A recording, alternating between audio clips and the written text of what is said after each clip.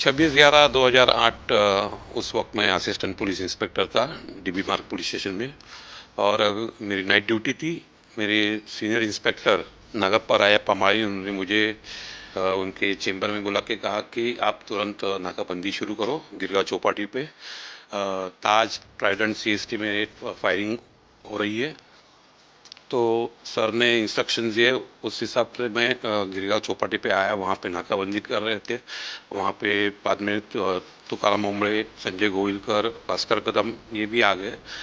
और करीबन 12:15 बजे हमको कंट्रोल रूम का मैसेज आया कि स्कोडा कार में 2 टेररिस्ट है, वो गिरगांव चौपाटी की ओर बढ़ रहे हैं। तो हमने 2 टीम बनाई वहाँ पे 8-8 जन की। एक टीम में तुकाराम ओंबड़े जी थे, संजय गोविलकर थे, और वो बैरिकेड के पीछे खड़े हो गए। और मैं और भास्कर कदम और उनकी डिटेक्शन की टीम और के नीचे यानी रोड डिवाइडर पर खड़े हो गए। 12:30 बजे वो स्कोडा कार गिरगांव चौपाटी पहुंची। हम जहाँ नाकाबंदी कर रहे थे वहाँ से 50 फीट की दूरी पे वो गाड़ी रुकी।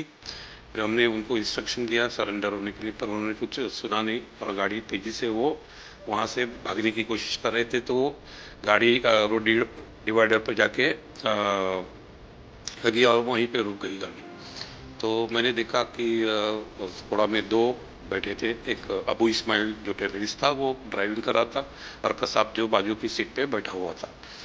और कसाब ने उस वक्त हैंड ग्रेनेड जैकेट भी उठाया था, अपने मुंह पे जो खून लगा था वो साफ करने के लिए।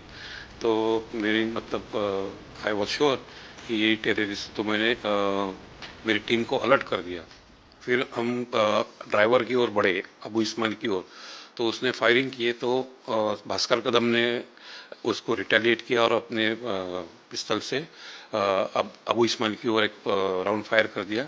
मैंने भी स्कोडा के पीछे जाके 3 राउंड ड्राइवर की तरफ फायर किए और उसको जख्मी किया।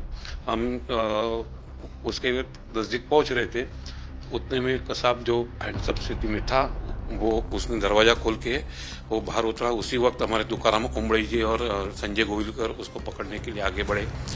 और उसी दरमियान कसाब ने अपनी जैकेट के अंदर छुपाई हुई AK-47 निकाली और फायरिंग की। वो सारी बुलेट्स हमारे तुकाराम ओंबड़े जी को लगने के बावजूद भी उन्होंने कसाब को हिलने नहीं दिया। और उसका हमें ये फ़ायदा हुआ कि हम उसको पकड़ सके। और तुकाराम ओंबड़े जी अगर नहीं होते तो शायद हम भी उस वक्त शहीद हो जाते।